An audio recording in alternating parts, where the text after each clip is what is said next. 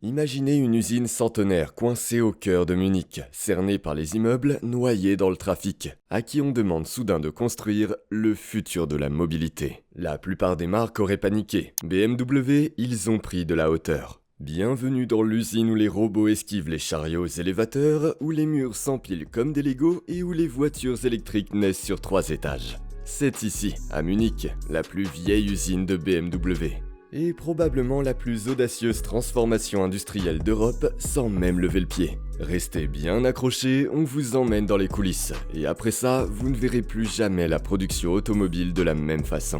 Coincé entre les rails, les rues de la ville et un siècle d'histoire, BMW avait 2 options, déménager ou grimper. Ils ont fait les deux, 650 millions d'euros d'investissement pour transformer une usine patrimoniale en centrale électrique sur plusieurs étages. Aujourd'hui, de nouveaux halls de production s'empilent comme des blocs Tetris, version industrielle. Et le plus fort, ils continuent à produire, en pleine rénovation.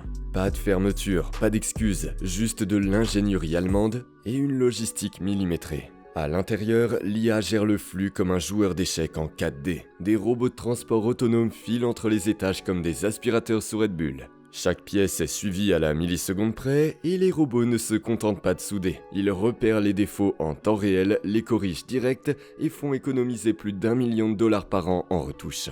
Et les humains dans tout ça, toujours là, mais avec mise à jour. Les caristes deviennent superviseurs de logistique. Les monteurs s'occupent maintenant des systèmes d'automatisation, plus de 6500 salariés déjà formés à des métiers que l'usine n'aurait même pas imaginés il y a 10 ans. Et les résultats, plus de 200 000 voitures sorties de l'usine en 2024, la moitié déjà 100% électrique, et tout ça sans jamais arrêter la production.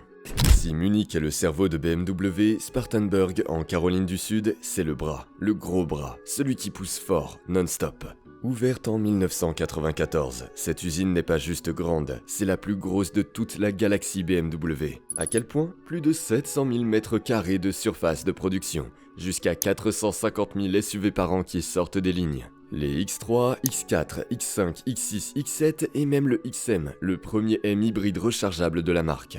Un SUV toutes les 60 secondes. C'est pas de l'assemblage, c'est de la musique de chambre version diesel. Mais attendez, le plus savoureux, 57% des véhicules fabriqués à Spartanburg partent à l'export. Oui, la plus grosse usine BMW du monde est américaine, et pourtant, c'est le premier exportateur automobile d'Allemagne. C'est comme si on faisait des baguettes en Caroline du Sud pour les vendre à Paris. Spartanburg, ce n'est pas juste une grosse machine, c'est un cerveau industriel qui tourne à fond. Depuis ses débuts, BMW a investi plus de 12 milliards de dollars dans ce site.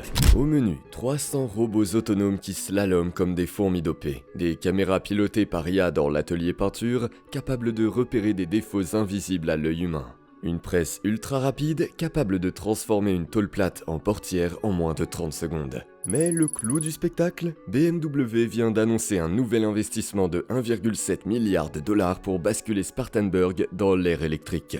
1 milliard pour électrifier l'usine principale, 700 millions pour une nouvelle usine de batterie à Woodruff juste à côté. Et le plan est clair, d'ici 2030, Spartanburg sortira au moins 6 modèles 100% électriques, à commencer par les iX5 et les iX6. Ce n'est pas juste une mise à jour, c'est un redémarrage complet avec des volts à la place des soupapes. BMW, c'est pas Tesla. Pas de tweets incendiaires, pas de délire marketing, juste du boulot, du concret, des tableaux Excel et une chaîne logistique calée au millimètre digne d'une montre suisse. Le nerf de la guerre dans tout ça, les batteries. Tu veux faire des voitures électriques, cool, mais sans batterie, tu construis juste des trottinettes de luxe. BMW a capté ça depuis longtemps. Pas hier, pas l'année dernière, avant que la moitié de l'industrie sache écrire Gigafactory sans faute. Dès 2022, ils ont signé des contrats à plusieurs milliards d'euros avec des géants comme CATL et EV Energy. Ils ont aussi monté un centre de compétences batterie en Allemagne. Pas une vitrine, un vrai labo où les électrons reçoivent leurs ordres de mission. Et de l'autre côté de l'Atlantique, le fameux site de 700 millions de dollars à Woodruff, en Caroline du Sud, c'est pas un bonus, c'est là que seront assemblés les packs de batterie Gen 6 de nouvelle génération. Objectif, chaîne logistique raccourcie, empreinte carbone réduite, rythme de production accéléré. En Chine, ils ont même co-lancé BMW Brilliance Automotive pour fabriquer au plus près de la demande. Pendant que certains hurlaient « futur », BMW tirait les câbles du réseau tranquille. Passons aux pièces. BMW source 70% des composants de ses modèles américains en Amérique du Nord. Pas juste pour faire joli dans un discours, mais parce que moins de transport égale plus d'économie, livraison locale égale moins d'attente, et les galères mondiales, genre un porte-conteneur en travers du canal de Suez, égale plus de crise à l'usine. Le vrai move, BMW a numérisé tout son réseau de fournisseurs, connecté au cloud, suivi qualité en temps réel, et IA prédictive pour éviter les pépins. Imagine une chaîne d'appro qui a un sixième sens. Retard annoncé, ping. Qualité qui flanche, ping. Livraison douteuse, ping. Le système détecte avant que ça dérape. C'est comme avoir un mécano qui t'annonce le problème avant même que la pièce soit livrée. Quand on pense à une usine automobile, on imagine souvent un vacarme gras et bruyant. Des étincelles, des marteaux, des ouvriers qui hurlent pour couvrir le vacarme des machines, mais à Dingolfing, l'une des usines phares de BMW, c'est un tout autre ballet, littéralement. Et le chef d'orchestre, l'automatisation. BMW ne se contente pas d'utiliser des robots, elle les entraîne comme des champions. Plus de 1200 bras robotisés assurent les soudures, posent les pare-brises, ajustent les pièces, avec une précision qui ferait rougir un horloger suisse. Mais ce n'est pas juste de la performance solo. Chez BMW, l'automatisation est collaborative. Les robots travaillent avec les humains, côte à côte, sans barrière. Scène typique, un robot fixe le tableau de bord, un humain ajuste, et hop, la voiture file à l'étape suivante. Moins de blessures, moins d'erreurs, et beaucoup moins de disputes à la pause café. Construire une voiture, c'est bien. Construire une dizaine de versions différentes sur la même chaîne, c'est là que BMW brille. Comment ? Grâce à des gabarits modulaires. Des outils capables de s'adapter en temps réel aux modèles en cours d'assemblage. Un même poste peut sortir une 5 série, basculer sur une i7, puis finir avec un SUV hybride. C'est comme si votre cafetière se transformait en grille-pain, puis en blender, sans même devoir la débrancher. Et là, on touche la science-fiction. Chaque voiture produite a un double numérique, une copie virtuelle qui suit chaque vis, chaque contrôle, chaque couple de serrage. Un boulon mal positionné, le système le détecte avant même l'étape suivante. BMW appelle ça la production zéro défaut. Nous, on appelle ça de la précision obsessionnelle. Dans le bon sens. Ici, la qualité ne consiste pas à repérer les erreurs, elle consiste à les rendre impossibles. On a exploré une usine, mais voilà l'astuce qui mérite un arrêt au stand. BMW exploite plus de 30 sites industriels dans 15 pays. Allemagne, Chine, États-Unis, Afrique du Sud, Hongrie, Mexique. Dès qu'il y a un toit, il y a peut-être une BMW qui sort. Et pourtant, une série 3 assemblée à Pretoria a exactement la même sensation qu'une sortie de Munich. Même tenue de route chirurgicale, même finition premium, même ressenti des boutons du tableau de bord. Ne pas toucher, inclus dans le code génétique. Alors, comment font-ils ?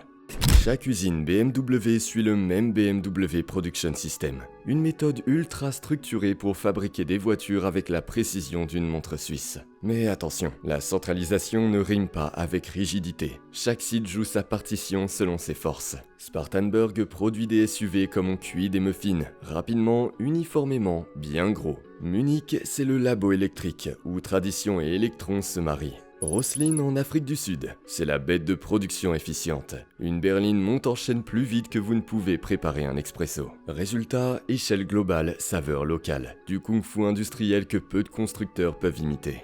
Si BMW parlait le langage de l'amour, ce serait celui de l'investissement massif. Et ça les connaît. 1 milliard d'euros en Hongrie, Debrecen pour sa gamme EV à partir de 2025. 1,7 milliard d'euros à Spartanburg pour préparer les SUV électriques. 800 millions d'euros à Leipzig pour développer son pôle batterie. Ce n'est pas du shopping, c'est du positionnement stratégique. Batterie, moteur, voiture fabriquée sous un même toit, moins d'intermédiaires, plus de contrôle, capacité de pivoter plus vite. Non seulement intelligent, mais vital à l'ère de l'électrique.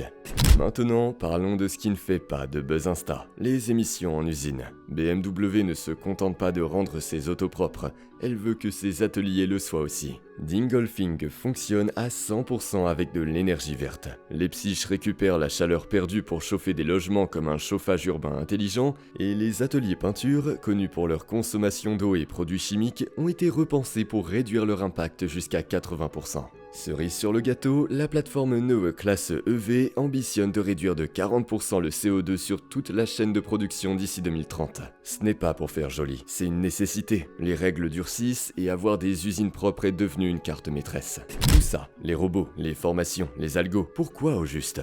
pour construire des voitures qui ont l'air faites à la main, même quand c'est un bras mécanique qui coud les coutures. Et quand tout tourne comme prévu, on n'est plus dans une usine, c'est l'atelier de Tony Stark, avec un passeport allemand. Alors, vous en pensez quoi? C'est ça l'avenir de l'auto? Ou juste le plus beau spectacle en ville, jusqu'à ce que l'IA lance sa propre marque de voiture de luxe? Balancez vos avis en commentaire, on les lit vraiment. Et si vous aimez plonger dans les coulisses des machines qui construisent les machines, abonnez-vous, likez, clochez. Cette chaîne, c'est un nid à surprise. Moteur bizarre, techno caché, comeback improbable. Allez voir, vous allez comprendre. Merci d'avoir regardé, on se retrouve très vite.